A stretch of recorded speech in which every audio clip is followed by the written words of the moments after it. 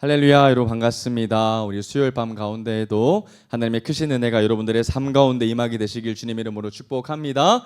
우리는 수요일마다 계속해서 수요 통성경을 우리가 따라가고 있습니다. 그래서 이 말씀 전체를 우리가 배우면서 차례대로 이어나가고 있고, 오늘은 그 사복음서의 두 번째 시간으로 오늘 조금 보려고 합니다. 우리가 지난주 말씀을 좀 기억하시는 것처럼 그 말라기에서 끝나서 이제 지난주 사복음서를 좀 살펴봤습니다. 그래서 예수님께서 어떻게 탄생하셨는지에 대해서 좀 살펴봤는데, 여러분 말라기에서 나왔던 사람들의 질문이 뭐였죠? 하나님이 어떻게 우리를 사랑하셨는가로 이렇게 좀 질문을 했습니다. 그러나 하나님께서는 어떻게 대답하셨습니까? 요한복음 3장 16절로 하나님이 세상을 이처럼 사랑하사 누구를 주셨다고요? 독생자를 주셨다라고 하나님은 그렇게 답해 주셨다는 거예요. 그러니까 예수 그리스도가 이 땅 가운데 오셨다는 것이 하나님이 우리를 포기하지 않으시고 끝까지 우리를 사랑하셨다라는 강력한 증거라는 겁니다. 그리고 그 예수님께서 어떻게 이 땅 가운데 오셨고 그리고 자라가셨는지에 대해서 우리가 지난주에 살펴봤습니다. 그리고 지난주에 가장 핵심적인 말씀의 말미에는 어떤 이야기가 나왔냐면, 예수님이 공생의 사역, 3년간의 공생의 사역을 시작하시기 전에 하나님은 예수님은 어떻게 하셨습니까? 광야로 이끌어 나가셔서 40일 동안 금식하시면서 기도로 준비하셨다라는 겁니다. 자, 그러면 오늘은 예수님께서 특별히 이 3년이라는 그 시간 동안에 어떤 사역을 중점적으로 하셨는가에 대해서 오늘 좀 배우는 시간을 좀 갖도록 하겠습니다. 자, 오늘 총 5가지를 통해서 좀 나눠보려고 합니다. 자, 예수님께서 이 5대 사역을 중점으로 공생의 사역을 시작하셨는데, 첫 번째가 뭐냐면 이제 먹이시는 사역이었습니다. 예수님이 이 땅 가운데 오셔서 사람들을 먹이시는 사역을 하셨고요. 두 번째 사역이 무엇이었냐면 사람들의 질병을 고치시는 사역을 하셨습니다. 세 번째는 예수님은 말씀으로 사람들을 가르치시는 사역을 하셨고요. 네 번째는 예수님은 사람들의 죄 용서하시는 말씀을 하셨고요. 다섯 번째는 예수님은 기도하시는 사역을 하셨습니다. 자, 이렇게 5가지의 사역을 중점적으로 하나하나 살펴보면서 그 사복음서를 차례대로 한번 좀 살펴보도록 하겠습니다. 여러분, 첫 번째 사역이 어떤 사역이라고요? 먹이시는 사역이었다는 겁니다. 여러분, 성경을 읽어보면 예수님께서는 정말 많은 사람들과 함께 식사 교제를 하시고 또 특별히 그 사람들을 대접하시면서 그 사람들의 필요를 채워주셨다는 것을 여러분들이 좀 기억하실 겁니다. 자, 그러면 여러분, 성경에서 예수님이 가장 먼저 사람들을 먹이셨던 장면이 어디에서 나올까요? 바로 요한복음 2장에 나오는 가나 혼인잔치 사건입니다. 여러분, 혼인잔치 사건을 한번 우리가 말씀을 통해서 좀 보기를 원합니다. 요한복음 2장으로 한번 가보겠습니다. 요한복음 2장 7절에서 9절 말씀을 좀 한번 볼 텐데요. 여러분, 예수님께서 이 땅 가운데 공생의 사역을 시작하시면서 가장 먼저 기적을 베푸셨던 장소가 바로 이 가나의 혼인잔치였습니다. 요한복음 2장 7절에서 9절까지 한번 제가 읽어볼 테니 눈으로 한번 따라와 주세요. 예수께서 그들에게 이르시되 항아리에 물을 채우라 하신즉 아귀까지 채우니 이제는 떠서 연회장에게 갖다 주라 하심에 갖다 주었더니 연회장은 물로 된 포도주를 맛보고도 어디서 났는지 알지 못하되 물도온 하인들은 알더라. 연회장이 신랑을 불러. 여러분, 여기서 포도주가 어떤 포도주라고 나와 있습니까? 물로 된 포도주라고 나옵니다. 분명히 물이었는데 그 물이 뭐로 바뀐 거죠? 포도주로 바뀌었다라는 겁니다. 그리고 그 연회장에 참석한 많은 사람들은 예수 그리스도께서 바꾸셨던 그 포도주를 먹고 마시게 됐다라는 겁니다. 여러분, 우리가 금요일마다 요한복음을 살펴보고 있기 때문에 이 말씀에 대해서는 이미 나눈 바가 있습니다. 여러분, 여기서 물을 가득 채웠던 그 항아리는 어떤 용도였죠? 기억나십니까? 유대인들이 손을 씻거나 발을 씻는 정결 예식에 사용되어졌던 항아리였습니다. 그러니까 그 항아리에 예수님은 물을 가득 채우셨고요. 그 물이 어떻게 바뀐 거예요? 포도주로 바뀌었다라는 겁니다. 이 포도주로 바뀌었던 이 사건은 정확하게 뭐로 연결되는 사건이었습니까? 예수님의 첫 번째 성찬식으로 이어졌던 사건이었습니다. 그래서 누가복음 22장에 보면 예수님께서 피로 된 언약, 새 언약을 체결하시면서 그들에게 뭘 주셨죠? 피로 주신 그 포도주의 상징으로 예수님은 그들에게 새 언약을 체결하셨던 장면이 좀 나옵니다. 자, 그래서 예수님은 첫 번째로 먹이셨던 장면이 바로 이 가나의 혼인잔치였죠. 그리고 예수님이 사람들을 정말 많이 먹이셨던 장면들을 여러분 떠올리실 겁니다. 누가 뭐래도 가장 많은 사람들을 먹이셨던 장면은 어떤 장면이었습니까? 오병이어와 칠병이어 장면입니다. 여러분, 말씀 한번 찾아보겠습니다. 마태복음으로 한번 가볼게요. 자, 사복음서에 모두 등장을 합니다. 이 오병이어 사건은 사복음서에 동시에 등장하는데 오늘은 마태복음 14장에 나와 있는 이 오병이어 기적을 좀 보겠습니다. 마태복음 14장 15절에서 16절까지 말씀입니다.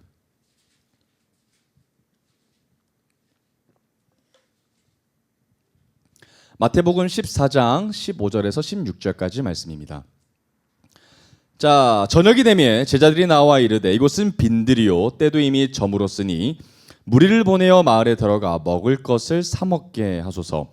16절이죠. 예수께서 이르시되 갈 것 없다. 너희가 뭘 주래요? 먹을 것을 주라라고 말씀하셔요.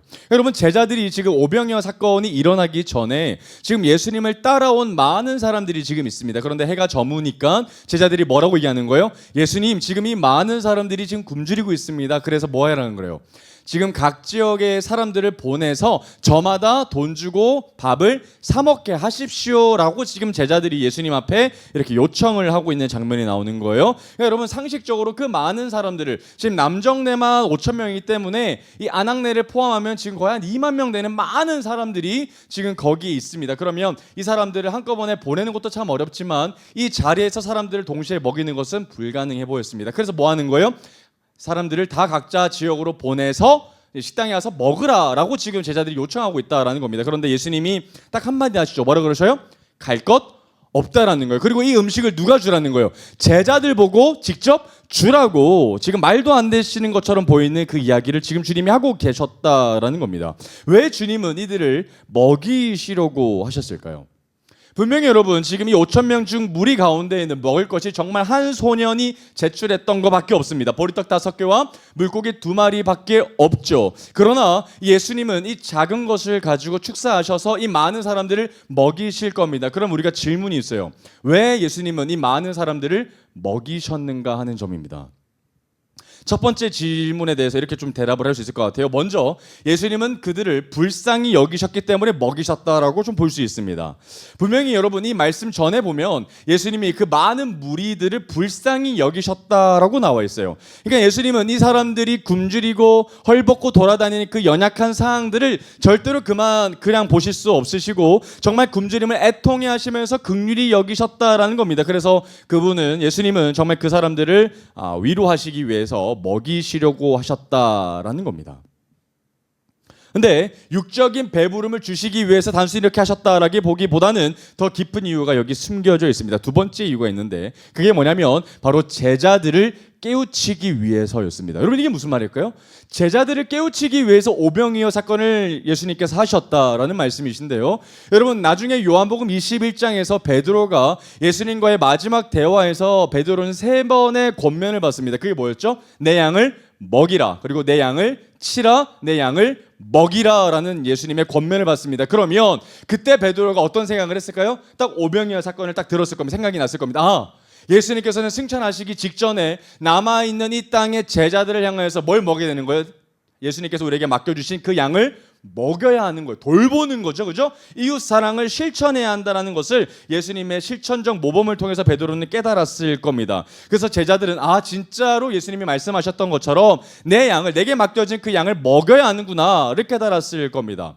자, 그리고 세 번째 이유인데 그게 뭐냐면 단순히 육의 배부름으로 끝나는 것이 아니라 영의 배부름을 채우시기 위해서 예수님이 이 땅 가운데 오셨음을 그들에게 알려주시기 위해서 오병이어를 행하셨다라는 거예요. 이게 무슨 말인가 봤더니 예수님은 이 오병이어 사건을 펼치시고 난 다음에 뭐라고 말씀하시죠? 나는 생명의 뭐라고요? 떡이다 라고 말씀하셔요. 그래서 누구든지 내 떡을 먹어야만 생명을 얻는다라고 말씀하시는 장면이 나오죠. 요한복음으로 한번 가보면 이런 말씀이 나옵니다. 요한복음 6장 35절 보면 나는 생명의 떡이라고 말씀하시거든요. 예수께서 이르시되 나는 생명의 떡이다. 그래서 내게 오는 자는 결코 줄이지 아니할 터이요 나를 믿는 자는 영원히 목마르지 않는다. 그러니 예수님께서 오병이어 사건을 펼쳐주시면서 너희들 육적으로 배부르지, 너희들의 굶주림을 내가 해결했어. 그러나 생명의 떡으로부터 하늘로부터 내려온 나를 먹어야만 너의 영혼의 배고픔을 채울 수 있어. 이것을 깨닫게 하시기 위해서 주님은 오병이어 사건을 펼치셨다라는 말씀이라는 겁니다. 이 외에도 예수님은 정말 여러 번 수차례 제자들과 함께 떡을 떼시기도 하고요. 또 식사를 하시기도 하는 장면이 계속해서 거듭 반복해서 나옵니다. 자, 그러면 이제 첫 번째 사역, 먹이시는 사역을 이제 뒤로 하고 두 번째 사역으로 한번 넘어가 보도록 하겠습니다. 여러분, 두 번째 사역이 어떤 사역이라고 그랬죠? 고치시고였습니다. 여러분, 뭘 고치시는 거예요? 병을 고치시는 거예요. 질병을 고치시는 장면들이 정말 많이 나옵니다. 여러분, 예수님의 사역에서 치유하시는 사역은 정말 중요하고요. 굉장히 빈번하게 나옵니다. 예수님의 사역 가운데 치유 사역을 빼놓고서는 설명을 할 수 없을 만큼 치유 사역은 굉장히 중요한데요. 예수님은 단순히 질병을 치유하셨을 뿐만 아니라 죄 가운데 놓여져 있는, 죽음 가운데 놓여져 있는 사람들을 살리시는 것까지 하시는 놀라운 구원의 이 기적을 베푸시는 것까지 우리가 좀 보게 됩니다. 여러분, 우리가 금요일마다 요한복음을 좀 살펴보고 있습니다. 금요일 살펴보는 그 요한복음에 정말 많은 치유의 현장과 역사를 좀 보게 됩니다. 요한복음에 보면 이런 사람들이 나왔어요. 자, 죽어가도 왕의 신하의 아들, 가버나움에서 있었던 신하의 아들도 봤었고요. 또 38년 된 베데스다 연못에 있었던 병자도 좀 봤었고요. 그리고 이제 우리가 요한복음 9장에서 계속 보고 있는 누구 봤어요? 날 때부터 맹인됐던 사람도 좀 봤었고요. 그리고 이제 아직 우리가 살펴보진 않았지만 죽은 나사로를 좀 보게 될 겁니다. 요한복음에는 정말 많은 질병을 얻었다가 예수님의 치유를 통해서 살아났던 사람들의 이야기를 봤고요. 그뿐만이 아니라 다른 복음서에서도 정말 여러 차례 질병을 치유하게 되는 초자연적인 역사가 일어나는 것을 좀 보게 됩니다. 누가복음으로 한번 찾아가 볼게요. 누가복음 5장 12절입니다. 누가복음 5장 12절 한번 보겠습니다.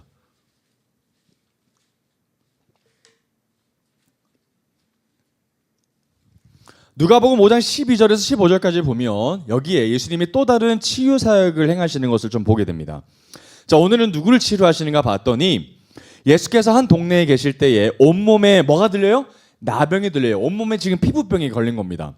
나병에 들린 사람이 있어 예수를 보고 엎드려 구하여 이르되 주여 원하시면 나를 깨끗하게 하실 수 있나이다 하니 예수께서 손을 내밀어 그에게 대시며 이르시되 내가 원하노니 깨끗함을 받으라 하신데 나병이 곧 떠나니라.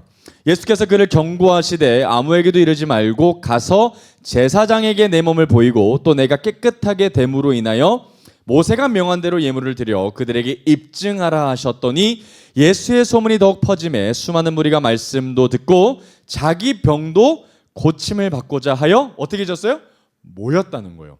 그러니까 나병을 지금 치료받았던 이 사람뿐만 아니라 그 사역을 눈으로 봤던 많은 수많은 군중들이 뭐하러 나온 거예요?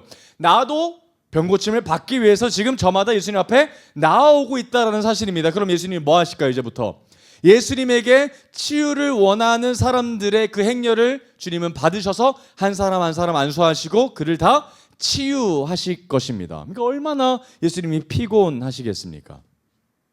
그러니까 정말 많은 사람들을 예수님께서는 치유하시는 장면들이 이제 나오게 됩니다. 그 다음 장으로 한번 넘어가겠습니다. 누가복음 7장으로 한번 가볼게요. 누가복음 7장 1절로 보면은 이번에는 또 다른 사람이 등장하는데 이 사람이 누구냐면 백부장이 이 자기가 사랑했던 종을 치유해달라고 간곡해하는 장면이 나옵니다. 누가복음 7장 1절에서 10절 한번 보겠습니다. 예수께서 모든 말씀을 백성에게 들려주시기를 마치신 후에 가버나움으로 들어가시니라. 자, 그때 한 사람이 등장해. 누가 등장합니까? 어떤 백부장이 등장해요. 여러분, 이 백부장은 소속이 어딥니까? 당시 압제를 하고 있었던 로마 사람이죠. 그러니까 로마의 장군입니다. 백부장이라는 그 100명을 다스리고 있는 군사장이 사랑하는 종이 있었다는 거예요. 근데 그 사랑하는 종이 지금 뭐 하게 됐어요? 병들어서 죽을 지경에 놓여져 있게 된 거예요. 자, 그때 누가 나서는가 봤더니 3절이에요.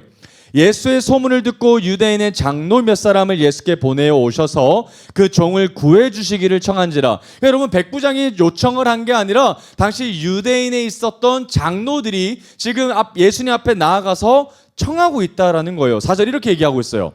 이에 그들이 예수께 나와 간절히 구하여 이르되 이 일을 하시는 것이 이 사람에게는 합당합니다. 5절 그 이유가 나옵니다. 뭐 때문에 그렇게 해달라는 거예요? 그가 우리 민족을 사랑하고 또한 우리를 위하여 뭘 지어요? 회당을 지어요. 지금으로 말하면 교회당을 짓는 겁니다. 그러니까 로마의 이 백부장이 이 유대 민족을 핍박하지 않고 굉장히 선대하고 또 회당까지 지어주니까 그 당시에 유대인 장로들이 백부장이 사랑했던 그 종이 죽어가는 것을 안타까워 여겨서 예수님 앞에 나아가 직접 살려달라고 요청하고 있는 장면이라는 거예요. 자, 그때 6절 보겠습니다. 예수께서 함께 가실새 이에 그 집이 멀지 아니하여 백부장이 벗들을 보내어 이르되 주여 수고하시지 마옵소서 내 집에 들어오심을 나는 감당하지 못하겠나이다. 그러므로 내가 주께 나아가기도 감당하지 못할 줄을 알았나이다. 말씀만 하사 내 하인을 낫게 하여 주시옵소서라고 얘기하죠. 8절입니다. 나도 남의 수하에 든 사람이요 내 아래에도 병사가 있으니 이더러 가라 하면 가고 저더러 오라 하면 오고 내 종도로 이것을 하라 하면 하나이다. 예수께서 들으시고 그를 놀랍게 여겨 돌이키사 따르는 무리에게 이르시되 내가 너에게 이르노니 이스라엘 중에서도 이만한 믿음은 만나보지 못하였노라 하시더라. 그런데 10절이죠. 보내었던 사람들이 집으로 돌아가 보매 종이 이미 뭐 했어요? 나았다는 거예요. 그러니까 예수님은 병자를 직접 보시지도 아니하시고 원격으로 말씀만 하셨더니 치료가 되는 역사의 현재 우리가 좀 보게 됩니다. 근데 여러분 여기 동일한 말씀이 마태복음에 또 다르게 나오게 되는 장면이 좀 나오는데 여기서 좀 중요한 말씀이 나와서 좀 같이 찾아보겠습니다. 마태복음 8장으로 한번 가보겠습니다. 마태복음 8장 7절로 가보면 이 당시에 누가복음에는 없었던 예수님의 의지가 나오거든요. 마태복음 8장 7절로 한번 보겠습니다. 자, 뭐라고 나오셔요? 마태복음 8장 7절 보면 예수님이 이렇게 말씀하시죠. 이르시되 내가 가서 고쳐주리라. 여러분 예수님께서 이렇게 단 한 말씀 하시니까 오늘 종이 뭐하게 되는 역사를 경험해요. 병이 낫게 되죠. 예수님께서 가시겠다고 하시니 그 종은 그냥 낫게 되는 거예요. 자, 8장 13절 한번 보겠습니다. 마태복음 8장 13절입니다. 예수께서 백부장에 이르시되 가라 내 믿은 대로 될지어다. 그러니까 예수님께서 가시겠다고 말씀하셨고 그 백부장이 안 오셔도 됩니다. 그냥 말씀만 하시면 우리 종이 낫겠습니다 라고 했더니 예수님이 뭐라 그러셔요? 네가 믿은 대로 될지어다. 여러분 이 믿음이 얼마나 대단하겠습니까? 하물며 로마의 장군입니다. 유대인도 아니죠. 그러니까 믿음이 얼마나 대단하겠습니까? 그러나 이 로마의 백부장의 이 믿음을 주님께서는 너무나도 칭찬하시고 이 믿음을 사용하셔서 오늘 그 믿음의 고백대로 주님께서 치료하실 것이다, 회복될 것이다 라고 지금 말씀하고 계신다라는 겁니다. 아까 우리가 살펴본 누가복음 7장에 이어서 보면 그 이야기 이후에 바로 베드로의 장모의 그 열병을 치유하시는 장면이 또 나오기도 하고요. 또 누가복음 7장 11절로 한번 가보겠습니다. 누가복음 7장 11절에서 15절까지인데 여기서는 어떤 일이 또 벌어지는가 봤더니 나인성에 살고 있었던 과부의 죽은 아들을 예수님께서 살려주시는 장면이 나와요. 누가복음 7장 11절에서 15절까지 말씀입니다. 누가복음 7장 11절에서 15절까지 말씀입니다. 자, 그 후에 예수께서 나인이라는 성으로 가실새 제자와 많은 무리가 동행하더니 성문에 가까이 이르실 때에 사람들이 한 죽은 자를 메고 나오니 이는 한 어머니 누구예요? 독자라는 거예요. 다른 아들이 없고 딱 유일하게 혼자 태어난 독자라는 거예요. 그런데 그의 어머니는 또 어때요? 과부인 거예요. 그러니까 얼마나 여러분 그녀의 삶과 또 그 자식의 삶이 얼마나 힘들었겠습니까? 특히 이제 어머니는 그 아내는 남편도 잃고 하나밖에 없는 아들까지 잃어버린 정말 이 모든 세상의 소망들이 끊어진 상태라는 거예요. 그 성에 많은 사람들 그와 함께 나오거늘 13절입니다. 주께서 과부를 보시고 뭐하게 여기셔요? 불쌍히 여기시죠. 여러분 예수님께서 불쌍히 여겨주시는 것이 너무 중요합니다. 그리고 나서 뭐라고 말씀하셔요? 울지 말라. 여러분 이거는 감정적인 억압이 아니죠. 너무나 슬픈 상황인데 울지 말라라고 얘기하셨던 건 그냥 울음을 멈춰 그쳐 라고 강요하셨던 것이 아닙니다. 왜냐하면 곧 울을 수밖에 없었던 그 이유를 주님께서 없애실 것이기 때문이라는 거예요. 울어야 하는 그 이유를 주님께서 없애실 거라는 것 때문에 울지 말라라고 얘기하시는 거예요. 14절 볼까요? 가까이 가서 그 관에 손을 대시니 맨 자들이 서는지라. 예수께서 이르시되 청년아 내가 내게 말하노니 뭐하라? 일어나라. 여러분 이미 청년은 죽어서 관에 들어가고 있고 이제 매장하기 위해서 옮겨지고 있는 때입니다. 그런데 예수님께서는 그 관을 멈추시고 그 관에 손을 대셔서 뭐 하시는 거예요? 일어나라 한마디 하시죠. 근데 놀랍게도 15절 볼까요? 죽었던 자가 일어나 앉고 또 뭐 해요? 그 즉시 그 자리에서 앉아서 말도 하죠. 얼마나 놀랐겠습니까? 근데 15절 보면 예수께서 그를 뭐 하셔요? 안으셔서 어머니에게 건네주십니다. 그럼 여자가 더 이상 울 필요 있습니까? 없습니까? 없죠. 왜요? 절망이 소망으로 바뀌었기 때문이죠. 죽음이 생명으로 변화됐기 때문에 하는 거예요. 더 이상 울 수 없는 거랍니다. 울 이유가 사라진 거죠. 여러분, 이처럼 예수님은 정말 많은 사람들을 구원하셨고 살리셨습니다. 예수님께서 그렇게 하셨던 이유의 핵심 마음이 뭐냐면 바로 긍휼이죠. 불쌍히 여기심. 여러분, 예수님은 이처럼 병들린 자, 절망하는 자, 그리고 죽음에 사무친 자들을 주님은 긍휼히 여기심으로 말미암아 그들에게 새 생명과 새 희망과 새 소망을 주셨다라는 겁니다. 여러분, 이 시대에 주님을 누가 찾을까요? 주님을 필요로 하는 사람들이 찾습니다. 여러분, 그리고 이 땅 가운데 주님이 필요가 없고 내 인생 가운데 모든 것이 내 뜻대로 잘 되고 부유하고 더 이상 바랄 것이 없다면 그 누가 주님을 찾겠어요? 오직 주님을 필요로 한 자들에게만 주님이 의미가 있는 겁니다. 여러분, 마태복음 한번 가보겠습니다. 마태복음 9장 12절 한번 볼까요? 마태복음 9장 12절입니다. 여러분, 예수님도 이런 말씀을 하셨습니다. 마태복음 9장 12절이에요. 뭐라고 말씀하셨죠? 예수께서 들으시고 이르시되 건강한 자에게는 의사가 쓸데없고 누구에게 필요해요?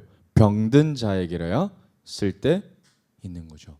여러분, 그러니까 지금도 우리가 의사한테 가서 난 멀쩡한데요, 난 하나도 아픈 것이 없는데요 라고 얘기하면 의사가 뭐라고 얘기하겠습니까? 그럼 왜 왔어요? 라고 얘기하겠죠. 그러나 여러분, 우리가 몸이 아프고 연약하고 죽을 병에 걸리면 의사 한마디 한마디가 나의 마음을 요동칩니다. 정말 그 의사의 위로 한마디가 나를 살리고요, 의사의 차가운 한마디가 내 마음을 낙담케 하죠. 그러니 우리는 정말 주님이 필요한 자들이어야 합니다. 정말 내 인생 가운데 주님이 필요로 합니다. 정말 전지전능하신 하나님이 필요합니다. 그 하나님이 내 인생 가운데 공허를 채우실 수 있습니다 라고 고백해야 그런 마음 가운데 주님이 우리 가운데 역사하시지 않겠습니까? 이제 세 번째 주님의 사역을 좀 보겠습니다.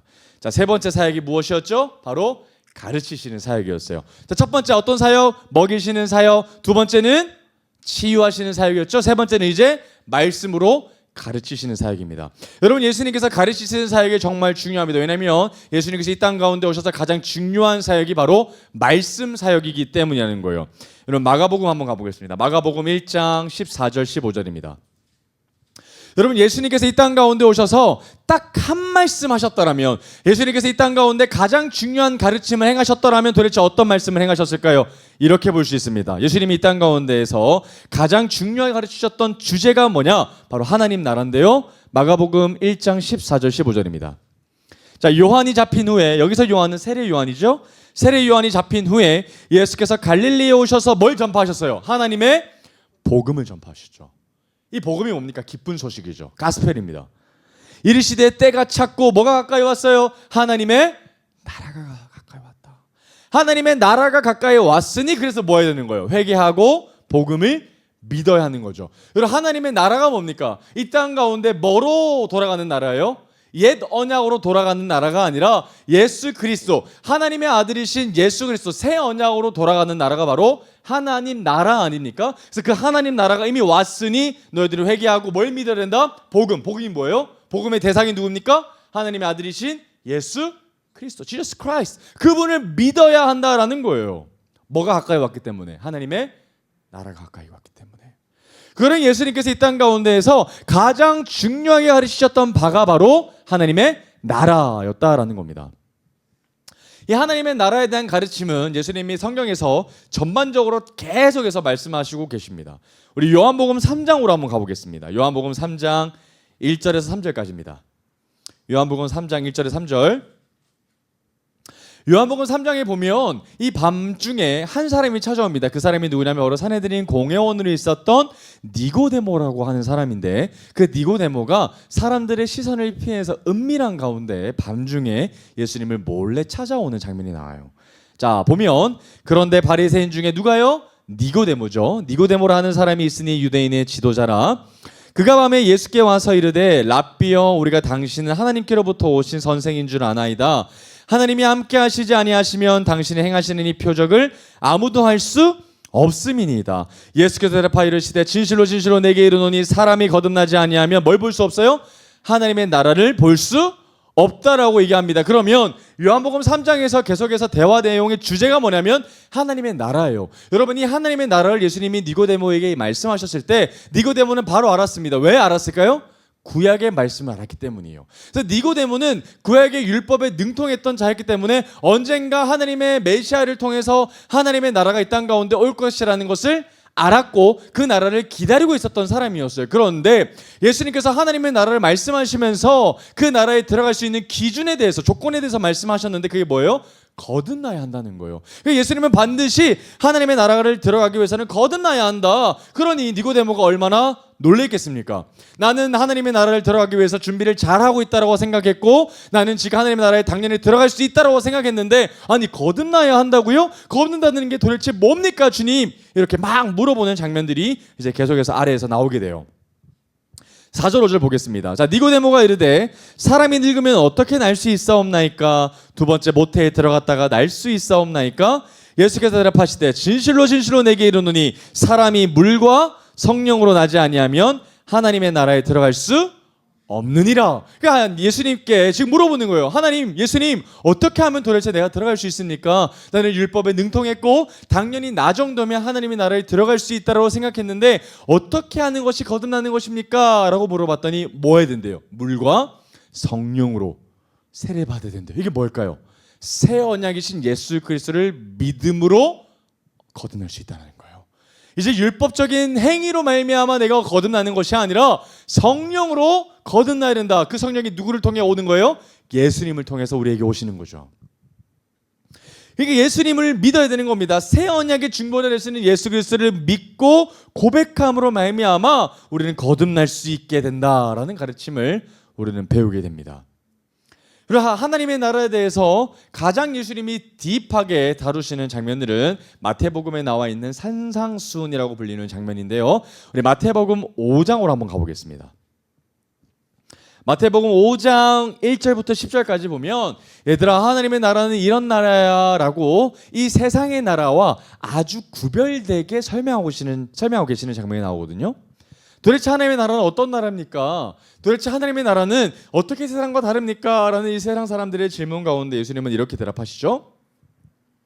마태복음 5장 1절부터 10절까지입니다. 예수께서 무리를 보시고 산에 올라가 앉으시니 제자들이 나온지라 입을 열어 가르쳐 이르시되 심령이 가난한 자는 복이 있나니 천국이 그들의 것이다. 4절 애통하는 자는 복이 있나니 그들이 위로를 받을 것이요 온유한 자는 복이 있나니 그들이 땅을 기업으로 받을 것이며 의에 줄이고 목마른 자는 복이 있나니 그들이 배부를 것이며 긍휼히 여기는 자는 복이 있나니 그들이 긍휼히 여김을 받을 것이며 마음이 청결한 자는 복이 있나니 그들이 하나님을 볼 것이며 화평하게 하는 자는 복이 있나니 그들이 하나님의 아들이라 일컬음을 받을 것이며 의를 위하여 박해를 받는 자는 복이 있나니 천국이 그들의 것임이라. 여러분 이걸 아무 생각 없이 읽으면 아 그렇구나라고 생각하지만 여러분 세상의 기준으로 보면 이 나라는 이해하기 어려운 나라입니다. 왜 그렇죠? 이렇게 살면 진짜 복받기 어려울 것 같거든요. 여러분 이 땅 가운데 우리가 생각했던 판단의 그 기준의 복이 아니라 정말 하나님 나라의 복의 기준으로 설명하고 있기 때문이라는 거예요. 여러분 진짜 우리가 이 땅 가운데 복이라고 생각하는 돈이라의 가치, 정말 이 땅 가운데 명예라는 그 가치를 놓고 본다면 이 말씀은 하나도 맞지 않습니다. 그러나 하나님 나라는 완벽하게 이 세상의 나라의 기준과 다르기 때문에 이 세상과는 구별되는 하나님 나라의 기준으로 말미암는 새로운 나라를 지금 하늘 예수님은 설명하고 계신다라는 거예요. 그 나라는 이런 나라다라는 거죠. 이 나라는 이 나라야. 바로 이 나라가 너희들 것이다 라고 지금 예수님이 축복해 주시는 장면이 지금 나오고 있습니다. 자, 그리고 마태복음 13장으로 가보면 여러분 집에 가서 한번 꼭 읽어보십시오. 마태복음 13장 가보면 예수님께서 아주 상세하게 천국에 대한 비유의 말씀을 쫙 해주시는 장면이 나와요. 천국에서는 이런 모습이야 라고 하는데 여러분 천국에 대해서 예수님이 직접적인 말씀을 하시면 어떻게 우리가 인간이 천국의 언어를 알아들을 수 있겠습니까? 그래서 예수님은 13장에 가보면 그 사람들의 눈높이에 맞춰서 비유로 천국에 대한 말씀들을 쭉 해주시는 장면이 나와요. 그래서 13장은 순서대로 보면 뭐 7가지 정도 비유가 나오는데 뭐 씨 뿌리는 자의 비유, 뭐 가라지 비유, 겨자씨 비유, 뭐 누룩 비유, 감추어진 보화 비유, 값진 진주, 또 그물 비유 이런 여러 가지 것들을 통해서 하나님의 나라가 어떤 나라인지 그리고 천국에 대한 이미지에 대해서 여러 가지 비유를 통해서 말씀해 주십니다. 이렇게 말씀해 주시는 이유는 이 나라가 하늘의 나라와 완전히 다르다, 새로운 나라다라는 것을 알려주시기 위해서 예수님이 이렇게 천국에 대해서 가르쳐주고 계시는 장면이 좀 나오고요. 또 예수님이 어떤 중요한 가르치심을 행하셨는가를 보면 예수님이 이제 승천하시기 직전에 예수님이 무엇을 기다려야 되는지에 대해서 분명하게 알려주시는 장면이 나와요. 여러분, 예수님이 승천하시기 직전에 뭘 알려주셔야 될까요? 예수님이 다시 이 땅 가운데 뭐 하실 거다? 오실 것이다, 재림하실 것이다 라는 이 말씀에 대해서 분명히 알려주셔야 되지 않겠습니까? 그럼 마태복음 24장으로 한번 가보겠습니다. 마태복음 24장으로 가보면 예수님이 이제 올라가시기 직전에 그들에게 얘들아, 정말 너희들 내가 다시 이 땅 가운데 올 것을 기다려야 돼, 재림의 때에 대해서 알려주시는 장면이 나와요. 정말 중요한 가르침이겠죠?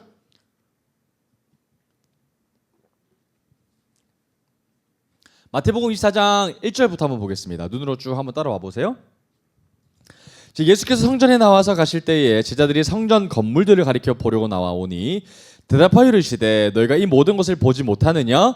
내가 진실로 너희에게 이르노니 돌 하나도 돌 위에 남지 아니하고 다 무너뜨려지리라. 예수께서 감람산 위에 앉으셨을 때에 제자들이 조용히 와서 이르되 우리에게 이르소서 어느 때에 이런 일이 있겠사오며 또 주의 임하심과 세상 끝에는 무슨 징조가 있사오리까? 이게 무슨 말이에요? 예수님이 이 땅 가운데 언제 다시 오시겠습니까? 언제 주님이 이 땅 가운데 우리를 다시 데리고 오시기 위해 강림하시겠습니까? 세상의 끝날이 언제입니까? 무슨 징조가 와서 우리가 그날인 줄 알겠습니까? 라고 지금 예수님께 물어보는 장면이 나오는 거예요. 4절 보겠습니다.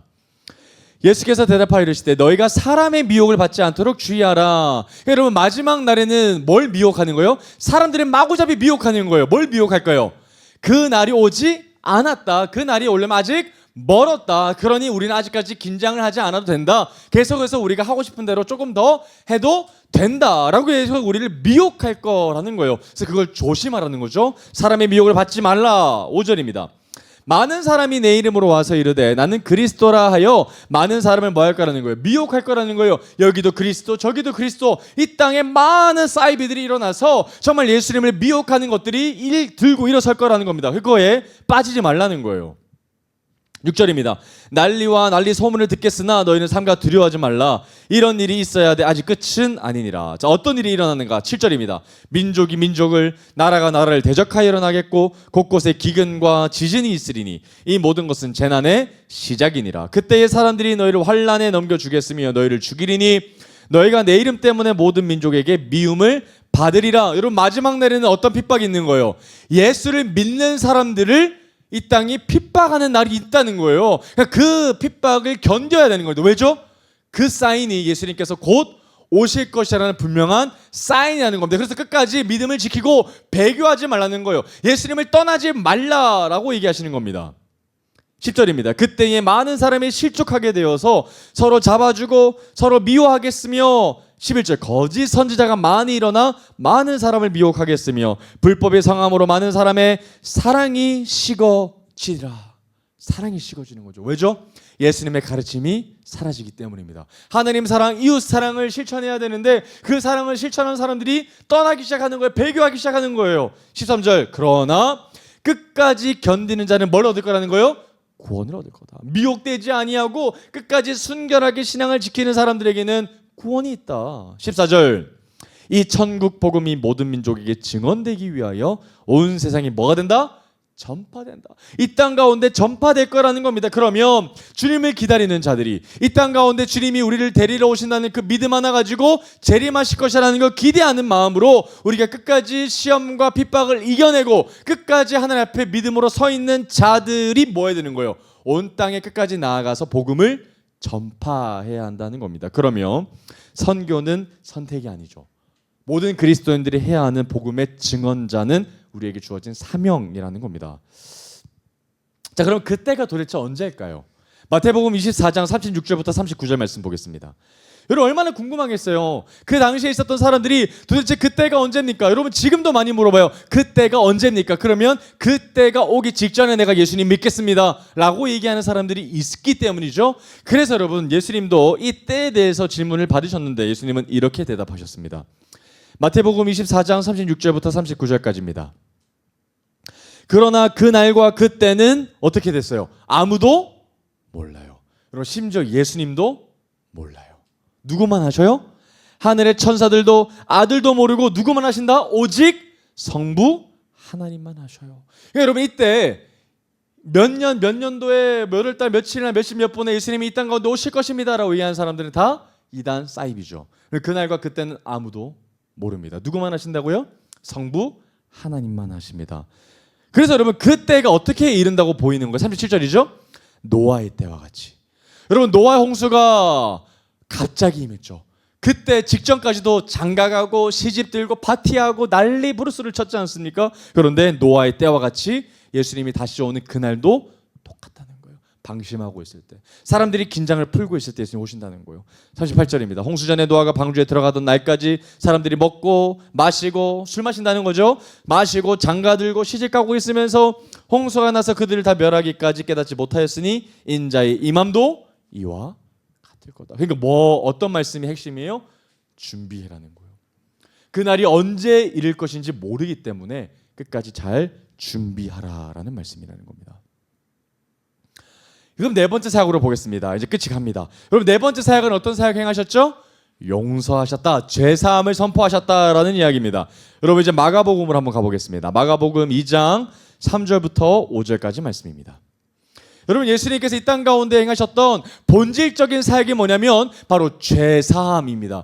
여러분 예수님 이 땅 가운데 오셔서 우리가 잘 먹고 잘 살기 위해서 로마의 압제로부터 우리를 해방하기 위해서 이 땅 가운데 오셨습니까? 그렇지 않아요. 예수님께서 이 땅 가운데 오셨던 이유는 단 하나죠. 뭐 때문에 오신 거예요? 우리의 죄 문제 해결하시기 위해 오셨다는 거예요. 우리가 죽을 수밖에 없었던 그 죄의 문제를 해결하시기 위해서 이 땅 가운데 하나님이 오셨다라는 겁니다. 마가복음 2장 3절부터 5절까지 말씀이에요. 사람들이 한 중풍병자를 네 사람에게 메어 가지고 예수께로 올세 무리들 때문에 예수께 데려갈 수 없으므로 그 계신 곳에 지붕을 뜯어 구멍을 내고 중풍병자가 누운 상을 달아내리니 예수께서 그들의 믿음을 보시고 뭘 보셨다고요? 믿음을 보셨다는 거예요. 믿음을 보시고 중풍병자에게 이르시되 작은 자야 일어나 걸으라라고 먼저 얘기하시지 아니하시고 뭐 선포하셔요? 죄사함을 선포하셔요. 여러분 지금 우리의 눈에는 이 사람에게 정말 필요할 것은 죄사함이 아니라 뭐예요? 일어나 걷는 거예요. 그러나 예수님께서 보시기에는 이 사람에게 더 필요한 거는 일어나 걷는 게 아니라 죄사함을 받는 거예요. 할렐루야. 죄사함을 받는 거예요. 그런데 여러분 놀랍게도 그 죄사함을 선포하셨던 그 당시에 있었던 구경꾼들 중 가운데 서기관들이 있었는데 그 서기관들이 어떻게 반응한지 한번 보겠습니다. 6절 7절 말씀이에요. 어떤 서기관들이 거기 앉아서 마음에 생각하기를 뭐라고 생각해요? 이 사람이 어찌 이렇게 말하는가? 뭐라 그래요? 신성 모독이다. 오직 하나님 한 분 외에는 누가 능히 죄를 사하겠느냐? 그러니까 하나님만이 우리 죄를 사하실 수 있는데 어떻게 사람인 네가 우리에게 죄 사함을 선포하실 수 있느냐? 너는 이단이다. 너는 신성 모독이다. 하나님을 욕되게 보인 자다라고 지금 판단했다라는 겁니다. 그러나 예수님은 그들의 생각을 고치시기 위해서 이분이 평범한 사람이 아니라 하늘로부터 보내지 하나님의 아들, 선지자, 메시아, 그리스도이신 것을 깨닫게 하시기 위하여 뭐 하셔요? 그들의 죄를 사하실 뿐만 아니라 일으켜 세워 주시죠. 일어나 걸어라까지 예수님은 행하시는 것을 좀 보게 됩니다. 또 계속 한번 볼까요? 누가복음으로 한번 가보겠습니다. 누가복음 23장 34절입니다. 누가복음 23장 34절. 여러분 예수님은 정말 수차례 여러 번 우리에게 죄사함을 선포하셨습니다. 그러나 다 살펴보기는 너무 어렵고 마지막까지 예수님께서는 죄사함을 선포하셨다라는 것을 좀 보기 위해서 마지막 장면으로 좀 보겠습니다. 누가복음 23장 34절 말씀이에요. 예수님께서 십자가에 달리셔서 돌아가시기 직전까지, 죽으시기 직전까지도 예수님은 죄사함의 메시지를 선포하시는 장면이 나와요. 누가복음 23장 34절 말씀 보겠습니다. 자, 뭐라고 나오죠? 이에 예수께서 이르시되 아버지 저들을 사하여 주시옵소서. 자기들이 하는 것을 알지 못함이니이다 하시더라. 그들이 그의 옷을 나눠 제비 뽑을세. 그러니까 여러분 예수님은 죽기 직전까지 십자가에 달려 모든 피를 쏟기 직전까지도 뭐 하셨다는 거예요? 예수님을 비방하고 신성 모독이라고 고발하는 그의 죄들을 사하고 계시는 장면이 나오는 거예요. 여러분 감히 이 모습을 우리가 어떻게 따라할 수 있겠습니까? 그분은 죽으시면서까지도 그분의 본질적인 사명, 죄사함의 메시지를 선포하셨다라는 거예요. 그리고 예수님께서 행하셨던 이 말씀을 그대로 누가 따라하는 거죠? 사도행전에서 스데반이 따라하면서 순교하는 장면으로 나오게 됩니다. 그러면 주님의 전체적인 사역을 우리가 돌이켜보면 주님은 뭐 하셨던 분이에요?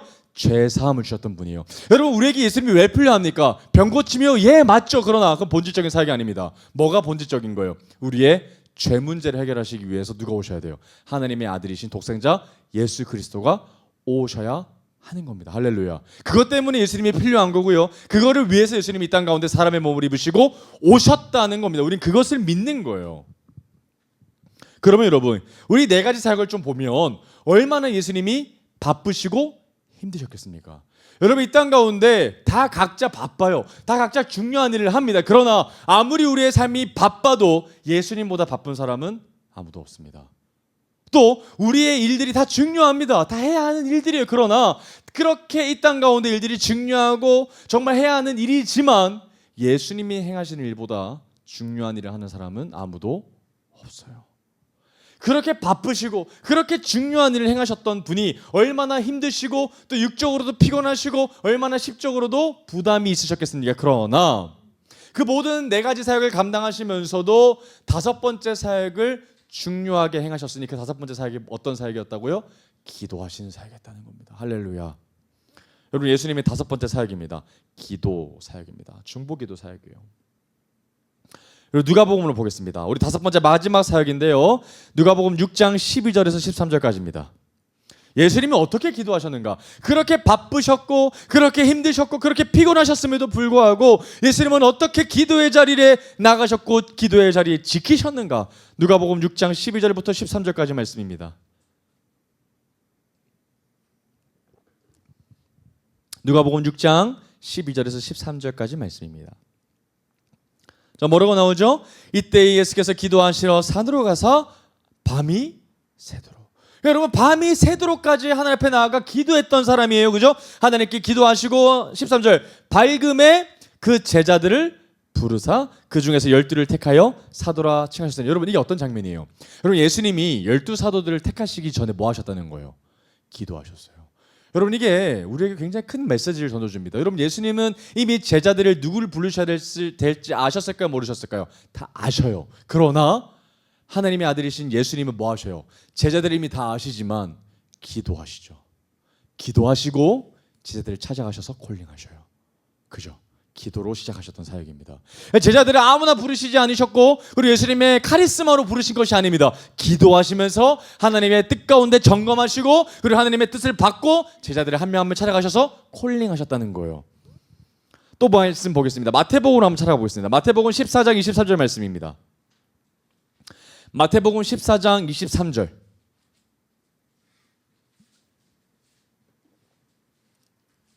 마태복음 14장 23절입니다.